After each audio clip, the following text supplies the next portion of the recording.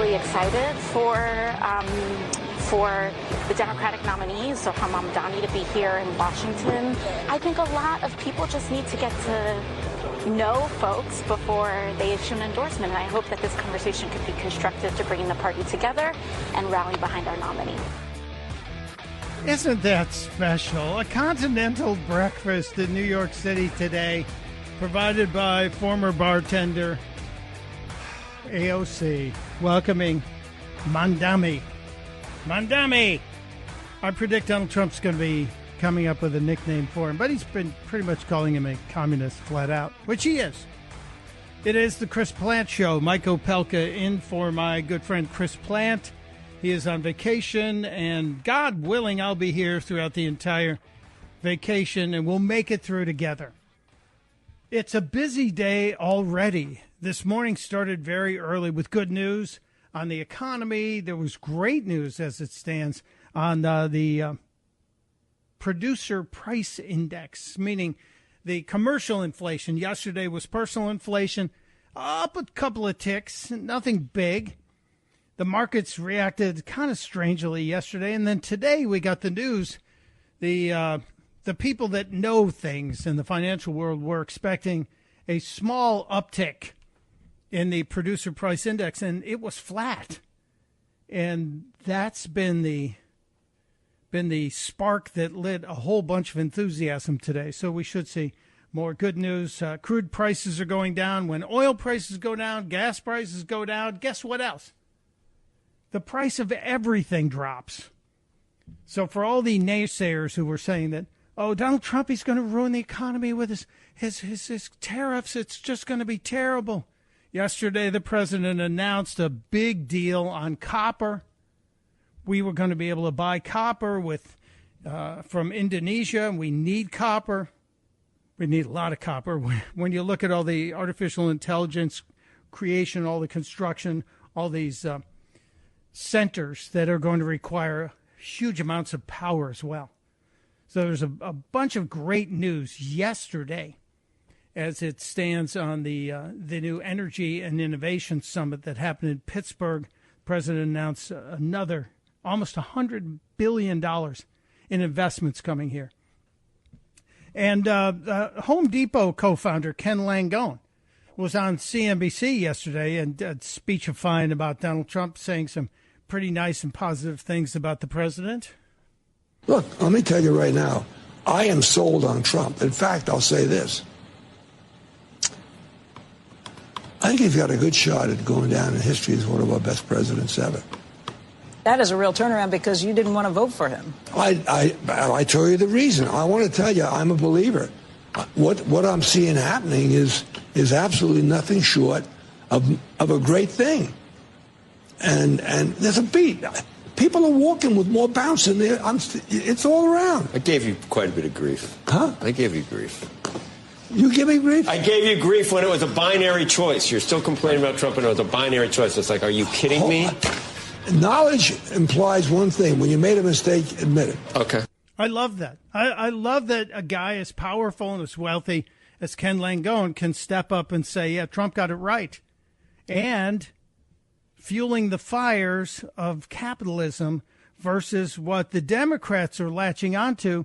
Yes, AOC is welcoming Zohran Mamdani to New York City today, to D.C. today, to meet with a bunch of leaders in the Democrat Party. They're all getting together and sitting down and trying to get endorsements. And currently the only one we have, and I think you guys probably played it yesterday, was Bernie Sanders, who appears to be the only real big Democrat who has stood up and said, we have to elect him. He's the choice. He's like me. He's a Democrat socialist. He's gonna give you the short off someone else's back, which is truly what's going to happen. But I believe the free market will have something to say about Mr. Mamdani. And they're going to be the people that stand up and say, no. In fact, one of the people who made a great statement about this was Fernando Mateo. He's the spokesperson for the United Bodega Owners of America. or as the former First Lady would say, bodega. Yeah, he's the spokesperson for United Bodegas of America, something which would be severely affected if New York City were stupid enough to elect a guy who said, I'm going to put government grocery stores into place. Elizabeth Vargas was talking to Matteo about Mamdani just the other day. Why would one grocery store in each borough put bodegas out of business? Cancer starts with a small cell in your body. And if you don't extract it, it spreads. You start with one idea like this, a foolish idea, it may spread. And we don't want it to get to that. If he decides that one store worked, maybe 2 stores would work, maybe 100 stores will work. And if you let him spread his ignorance, because this is being ignorant, really, then we have a huge problem. I think this is a very important issue. And I know a lot of people say, hey, Mike, it's New York City. Let him elect the socialist communist mayor. It's not good for America if our largest city is run by a communist. I believe it's absolutely going to be devastating should that happen. And as Mr. Matteo explained, cancer starts with one cell. If it can happen in New York, how many other places is it going to happen? Well, we're already seeing what's going on in Minneapolis with Omar Fatah. He's running on the similar idiotic ideas as Mamdani. He's basically cloning the platform. Everyone keeps asking me, Omar, why aren't you doing more videos? As a state senator with a second full-time job and a kid on the way, I just haven't been able to find the time. I've also been fighting for you, passing things like tuition-free college for working-class families, rideshare protections for our Uber and Lyft drivers, and the legalization of fentanyl testing strips. But this summer, you're going to be seeing a lot more of me. Really? So we're going to be seeing a lot more of you because you're now going to be running to be the mayor of Minneapolis? Gee. Does that mean Minneapolis is officially done? Because we deserve nice things in Minneapolis, too. Well, what's preventing you from having nice things in Minneapolis? Seriously, what's preventing you? You're part of the United States of America. 99% of the people in the world will trade places with you on your worst day. What's preventing you? To make an affordable Minneapolis that works for everyone, we need a mayor that works as hard as you do. I'm ready to work hard to, 1, build a Minneapolis that working people can afford to call home. And how do you build a city that working people can afford to call home? What does that entail? What has the government ever built? 2, protect our city from a hostile White House. A hostile White House. These people are creating a separation in the country. And 3, diversify our city's public safety response. Diversify the city's public safety response. This is a Zohan Mamdani type thinking that the police need to be defunded. These are people who don't want law and order. They want to send counselors. By increasing the minimum wage to $20 by 2028 and passing rent stabilization to stop price gouging and incentivizing new construction, we can protect workers. Protecting all of our communities from Donald Trump means not letting MPD interact with ICE, whether it's for an immigration raid or not. So you want to raise the minimum wage to $20 an hour. Why don't you call California and see what that did to small restaurant business? You can check that out. You want to freeze rent, so you're going to inject the government into rent and call it stabilization. You're going to prevent the local police from working with the federal authorities to get the illegal criminals out of the cities. Wonder how that's going to work for you. Our residents deserve a mayor that will stand up to Donald Trump and say, no, not in our community. Did you know that the city's own data showed that 47% of calls to MPD can be diverted to non-police response? So the police department claims that almost 50% of the calls could be diverted to a non-police response. Well, maybe there's something there can be fixed, but no, the answer isn't fixing it. It's getting rid of the cops and replacing them with social workers. especially in the case of domestic violence. This is a dangerous situation. And more from this crazy Zohan Mamdani clone. Cops aren't social workers. Investments in programs like these ensure that the appropriate response arrives when we call 911. And we can actually free up police resources to focus on violent crime that detracts from community safety. Oh, I'm sorry. It's my campaign managers again. They've been on my case all week about make more videos. I'll find the time tomorrow. Yeah, they're trying to make these guys candidates like AOC. They're putting younger candidates forward, the Democrat Socialist Party, not necessarily the Democrat Party. And Mamdani is kind of like the same character. He's out there selling his dream of fairness for everybody. But it doesn't work. The reality is that socialism versus capitalism, the winner is always capitalism. And we're not even going to talk about the dead bodies in the wake of communism and socialism around the world. But you just got to pay attention. One of my favorite voices on the economic differences is a guy named Jonathan Hoenig, who you may see a lot on. He's on Fox Business a lot, but you also see him actually on CNN every now and then, talking truth about the economy. Yeah, I mean, I'm really worried about New York, I have to tell you, and I've been coming here since I was a kid.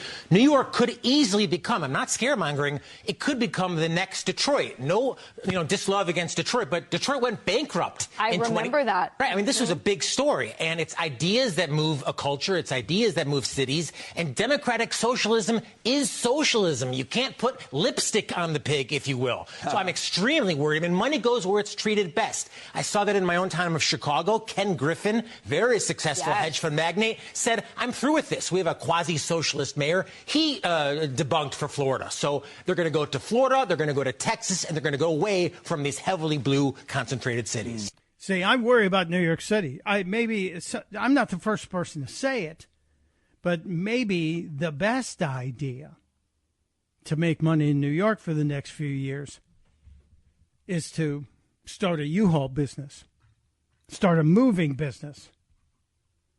That's just a thought. Just a thought on that.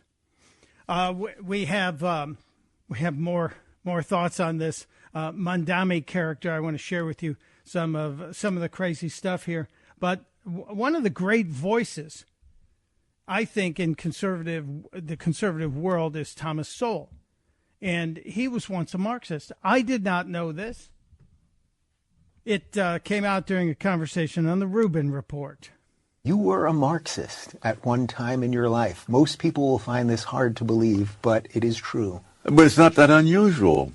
Most of the leading conservative thinkers of our time did not start off as conservative. You had a couple like Bill Buckley and George Will. But I mean, Milton Friedman was a liberal and a Keynesian. Hayek was a socialist. Ronald Reagan was so far left, at one point the FBI was following him. So then what was your wake-up to what was wrong with that line of thinking? Facts. Yeah, facts. That's all you got to say. The economy and clarity of that response is all you need to know, especially when you're talking to your friends on the left who say, well, maybe we should try the socialism thing. It's never been done right. That's always the answer they give you. I believe there may be some hope for New York, and I can't believe I'm saying this, if Cuomo's independent campaign is successful. I don't know if there are enough Republican votes. Look, I lived in Midtown Manhattan for 23 years. My wife and I lived on the corner of 54th and 2nd Avenue, and we were outnumbered 8-1, registered Republicans to Democrats, 8-1.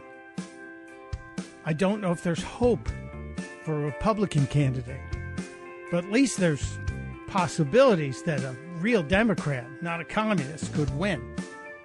Can't believe I'm thinking about giving Cuomo an endorsement.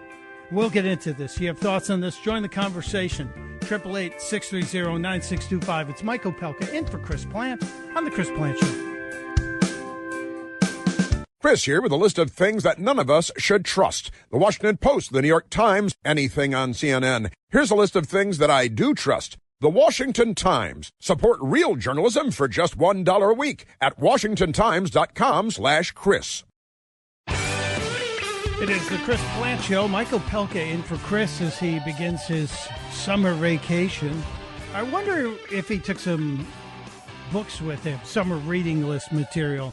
I'm going to throw a recommendation out there. You probably have already got this on your list. If you're listening to this show, it's probably already made it to your either your Kindle reader or your desktop. I'm talking about Butler from Selena Zito. I got the book last week when it dropped on Tuesday, and I finished it by Thursday. I have to tell you, if you are a fan of America, if you're a fan of Donald Trump, this account of what happened just over a year ago in Butler, Pennsylvania, is fantastic. And Selena Zito tells the story because she was there. The most unique perspective. She was supposed to interview the president before the speech. And then things got changed because, campaigns are often crazy. And Selena Zito was moved then to a post-speech position, and they told her they were going to fly her back with the president to New Jersey, and she was going to interview him on the plane to Bedminster. And then, of course, everything changed, but Selena Zito and her daughter, who was taking pictures for her that day, were in the crowd, very close to the front, so close, in fact, that when the president was hit by the bullet, that as he was taken to the ground, the hat he was wearing, the red Make America Great hat, fell just inches away from Selena Zito's face. And her story, it's more than just the Butler account. It is a really good read, and it kind of explains how the campaign unfolded a few weeks before that, and then through the campaign and through the election. It's a really good book.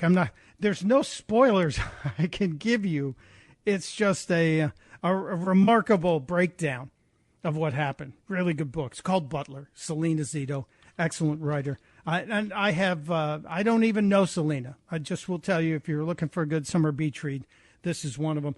We were talking about the President Trump and some of the things he's doing to combat the push the Democrats have on cozying up to socialists like Zohran Mamdani and others who are running for key offices in Democrat cities around the country.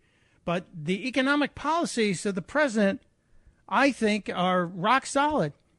But one of you may have a differing thought on that. Let's check in with Diego in Illinois. Hello, Diego. Welcome to the Chris Plant Show. Hello, Michael. You were just talking about the recent news, I guess, yesterday for the economic news. Yes. But the most recent stats, correct me if I'm wrong or no, but the recent stats say that inflation is up, trade deficit is up, drilling of all things is down, which kind of shocked me. Well, wait. Inflation was up a fraction, and producer inflation was flat, better than expected. Gas prices are down, eggs are down, hiring of Americans is up. There's all kinds of good things here, Diego. We'll go into this a little bit more. It's Opelkin for Plant on the Chris Plant Show.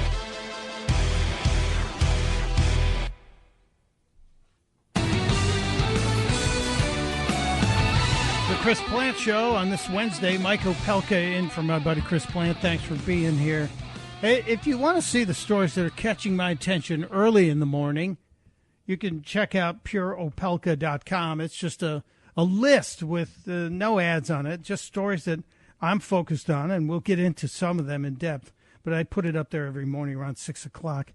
I want to talk more about the economy. We wrapped up the last half hour talking about the Trump economy, which I think is starting to take off. Now, the president predicted that with the passage of his one big beautiful bill, this would be the rocket ship for the U.S. economy. This will launch us. And that may be the case.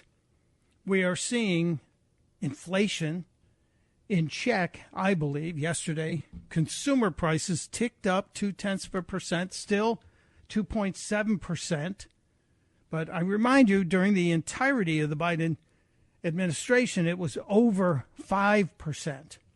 But the wholesale prices were flat in June. And the people that know this stuff, the economists, were expecting a much, much different result, reported earlier on CNBC. For the month of June, PPI comes in unchanged. We're expecting up 0.2. Now, PPI is Producer Price Index, meaning wholesale inflation.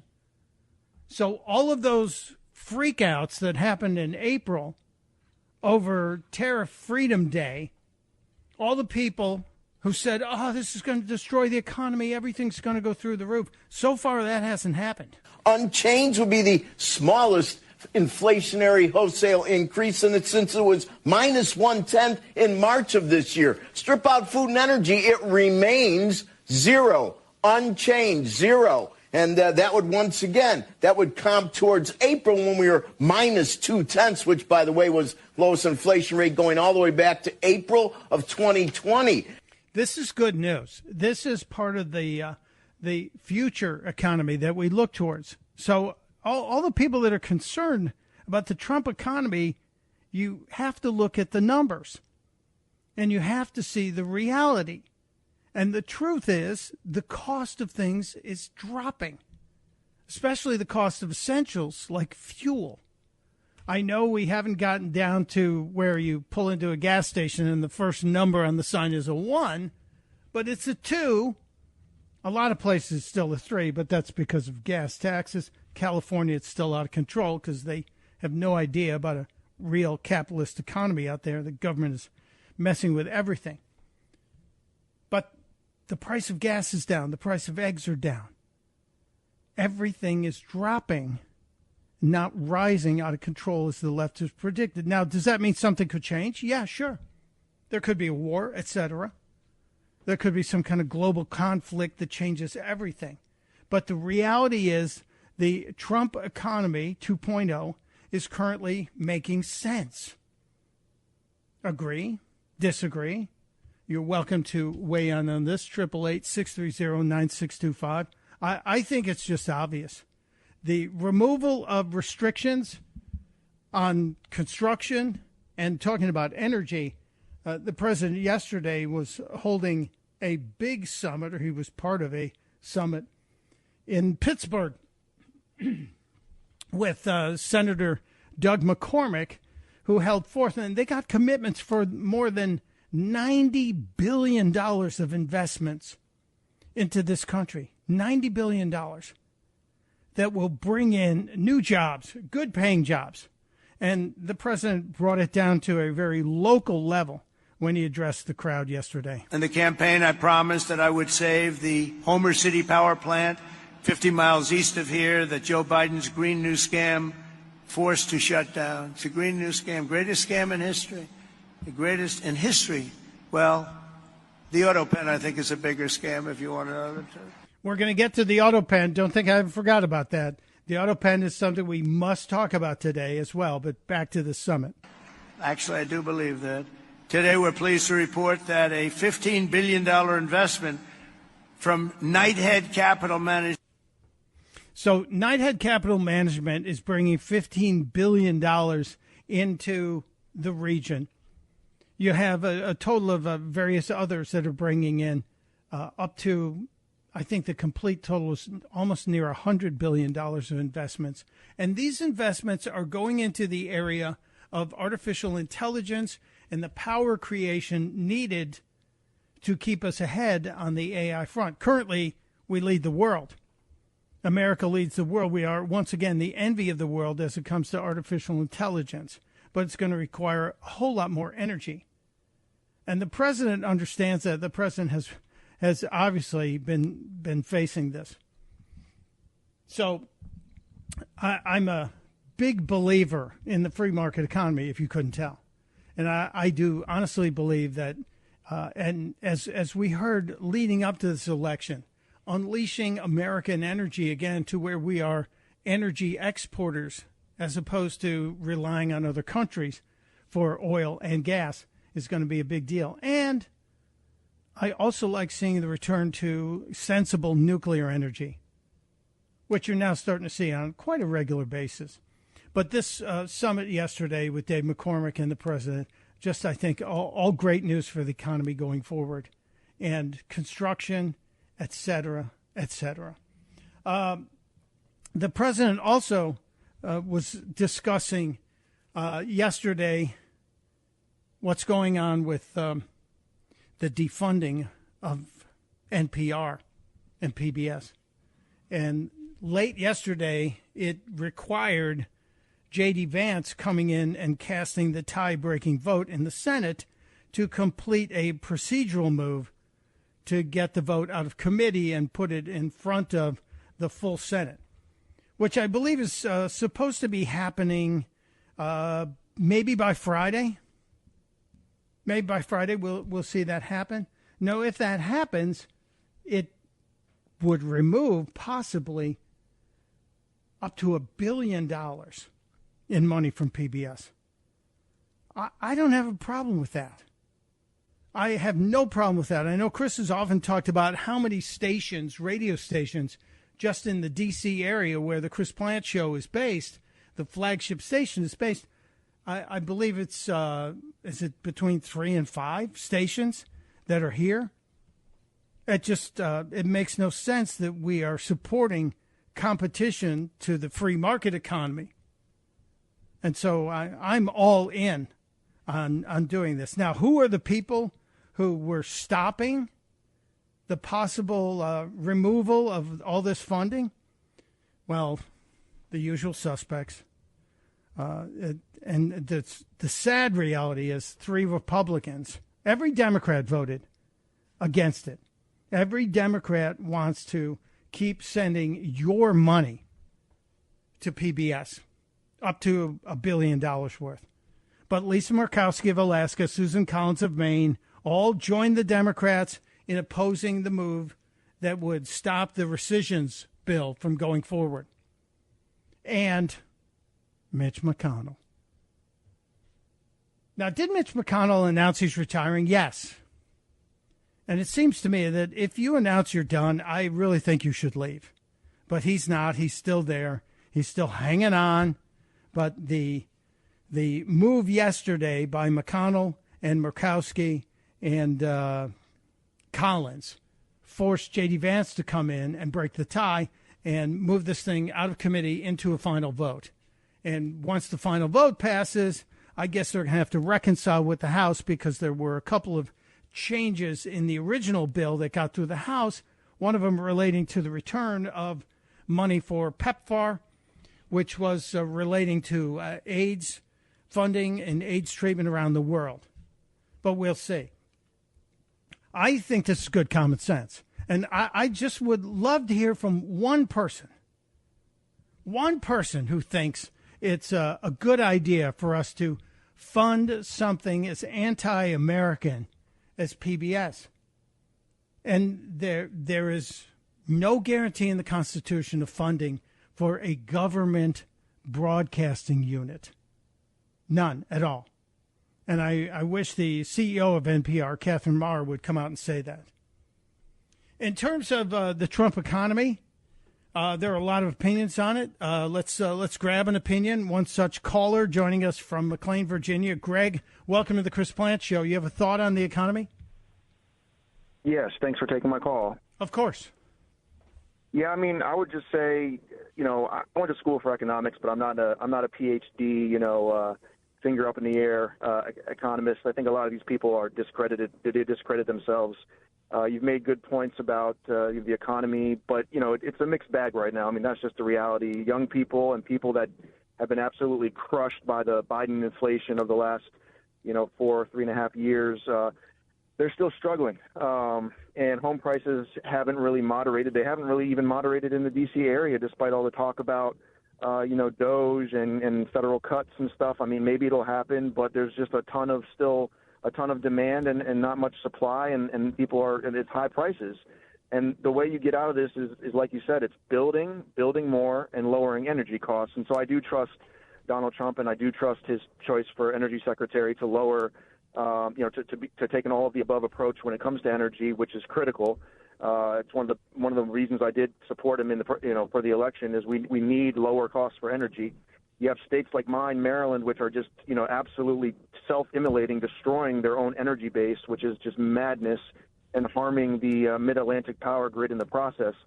But until the economy really starts working for young people, you're going to have a lot of young people that are just going to, unfortunately, tune into the Zoran and the kooks and the fringe people who promise them everything for free. Because if you're working and you can't, and you constantly are trying to save and do the right thing, maybe working 2 jobs, working hard, coming out of college, but you don't see the light at the end of the tunnel, you don't see there's any way for you to afford a house, maybe even afford a brand new car, you're gonna be much more open to these kinds of crazy promises by extremists, and that's just the reality. So I'm hopeful, but we got to wait and see. I do trust him on the energy, and we're all praying for a strong recovery here, a strong economic recovery, because under Joe Biden we had negative real growth. We didn't have real growth. We had considerable loss, but let's dive into this a little bit, Greg. So you consider yourself part of the young Americans who are waiting for the economy to be beneficial to you? Well, I'm blessed. I'm an older millennial. I saved. I've been fairly frugal. Okay. I own a home. I have investments. I've got stuff. I have assets. But there's a lot of people who are asset less. They're my age or younger. They have 0 assets. They're even negative because they have debt and no assets. So that is the problem, is you have to help those people. And I don't think, the one side is going to promise redistribution and just massive, free stuff. And, I think that you have to come forward with something. And that's where we need energy, all the above on energy, all the above on housing. I mean, it's just crazy. Like, we got to build more houses. We got to, grow and get rid of these regulations. To that point, though, there is a certain element of the free market economy that has to be respected, especially in terms of things like housing. And to say that we have to build more housing, the government should never be in the business, in my opinion, of building houses. It's just not something they do well. And I just point to any government building and look at the cost overruns and the problems there. The free market economy can do that. That is a function. And again, we didn't get into this situation overnight. You talked about the oppressive nature of the Biden economy. It's not going to get fixed overnight. We're 6 months into it. There is something in what you said, Greg. Young people hoping to own a new car. I'm one of the people who believes you should buy a 2-year-old car so you can buy it after most of the depreciation is out, because we make cars that last forever and ever and ever now. But there is something in the big, beautiful bill, correct me if I'm wrong, if you buy an American car and you finance it, the interest is now deductible. That used to be the case years ago when you got a loan on a car, but it's now back because it's in the bill. Is that not something that's a good incentive for young people to get a new car if they choose? It's okay. I mean, you run the numbers on it. It'll help a bit. I mean, you said, like you said, you don't have to you don't have to itemize deductions to get it. So that's good. Yeah. But it's honestly, it's not a huge amount. I mean, the thing is, with housing, I agree with you. I'm not suggesting the government needs to go out and build houses. I'm just saying, like, the government, I don't know what the federal government can do, because a lot of this is state policy. But what I would do if I was the president, I would put a ton of pressure on these states like mine, Maryland, where they literally, in Montgomery County, we got like 98,000 acres in northern Montgomery County that is zoned off from development. And it's like, and so all these people, I know a lot of Republicans in my county who who applaud that. Well, the reality is, when you do that, you are creating an artificial cap on the number of buildable lots, and you're hurting the ability of people to go, for developers and others to build housing. You just are. And so I would put pressure on these states and these places that are just artificially capping where you can develop and build housing. LA is the same thing. And it's just like, unless you truly embrace land use and embrace, like you said, private property, we're going to have this issue where, you got thousands of acres, hundreds of thousands of acres that no one can build on. Okay, well, then there's just not going to be any more housing. And then you have all these properties that are languishing, decaying, and nothing changes there either. So I do think there's policy. I don't want the government to build houses, but I want smart public policy to incentivize more housing and affordable housing so that young people aren't, persuaded by the siren song of socialism. That's what I want. Well, that's a great point, and you brought up an excellent issue that everybody needs to be mindful of. It's all local. All politics is local. Elected local officials set so much of the policy as it relates to the availability of affordable housing by limiting how many houses can be built by the private industry. We'll get into more of this, more of your calls as well. It's Mike Opelka in for Chris Plant on The Chris Plant Show.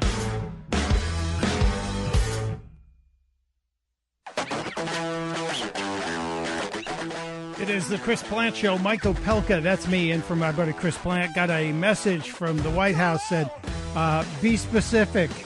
The investment that was announced yesterday in Pennsylvania at the Trump-McCormick event about energy and innovation, $92 billion.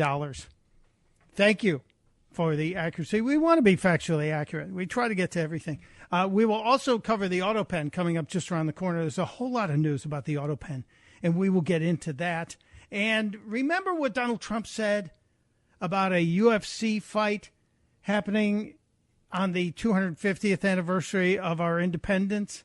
There's a big update on that. We'll share it with you.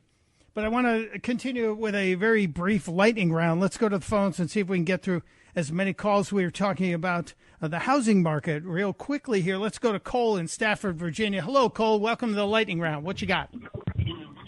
Hey, thanks for taking my call. I'm actually in the process of trying to sell my house, so I'm living this in real time. So I'm actually working on an op-ed, but I talk about different factors that raise the cost of houses. One, interest rates. That automatically, if you raise the cost of interest rates, cost of housing goes up. It's automatically inflationary.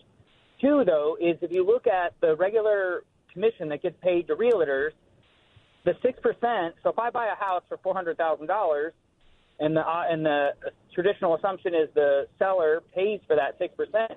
If something happens, my job moves somewhere, and I got to sell my house within 2 years. 2 years later, I minimally have to sell the house for $424,000 just to cover the cost of the buyer and seller agent. So think that automatically adds the cost of prices to the house. In reality, did the house go up in value? No. 6% in 2 years? Most likely not. But that automatically adds to it. Yeah. So there, and then the 30-year mortgage, the amortization scale, the way it's done is the banks get 52% of their profit in the first 10 years. So that means less money is actually that you're paying each month goes to principal. So you're not gaining equity. You're just putting more money into the banks. I'm a capitalist. I'm not a crony capitalist. But the 30-year mortgage and the way that the real estate market is kind of set up, it's somewhat kind of a racket. So I think there needs to be some adjustments. Things Cole, have changed once. I hate to cut you off, but I'm running out of time. You bring up really good points. And I encourage people to pay attention to what Cole was saying. Yeah, the interest rates, which is what the president's been talking about, the interest rates have a big effect on the housing market and on the availability of really reasonable mortgages. We'll get into some of this just around the corner. It's Mike Opelka in for Chris Plant on The Chris Plant Show.